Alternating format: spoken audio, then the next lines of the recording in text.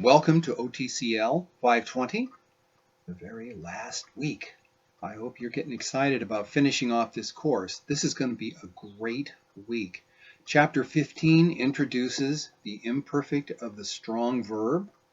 It occurs a lot in the Old Testament. So if you get this down, you're really going to have an advantage in studying the Old Testament. It would be a good conjugation to get memorized, get the accents correct, and the vowels correct.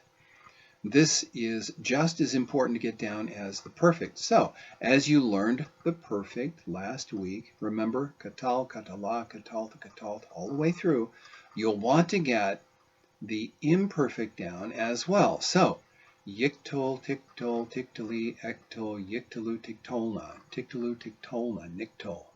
And just keep saying that to yourself repeatedly so that you will have it down. Now, what this does is it gives you an advantage when you move ahead to the next conjugations and when you look at weak verbs. Now, the accents occur on the last syllable of every part of that conjugation except the third person feminine plural and the second person feminine plural. As you memorize these, try and keep this down. It may help you to write them out on a regular basis. I would urge you to write them down on a piece of cardboard or something like that, carry it around. And just as you go through the day, repeat it to yourself. This is the last conjugation you will have to learn by rote. And I really think you should. Now, the textbook doesn't require that of you, but it really will be very helpful. Chapter 16 surveys what happens when you have a weak verb in the imperfect. And as you could guess, there are some changes that will happen, but in Hebrew, the changes are predictable. And if you get the principles down, if you have the strong verb of the perfect and imperfect memorized, why? The rest of it makes it easy.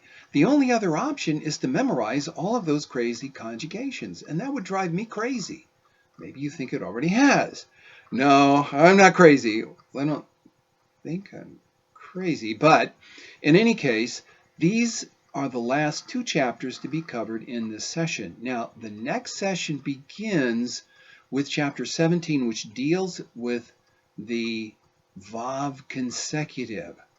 That little bit of Hebrew grammar is absolutely incredible for helping us understand Hebrew narrative and really how to put together a sermon using it.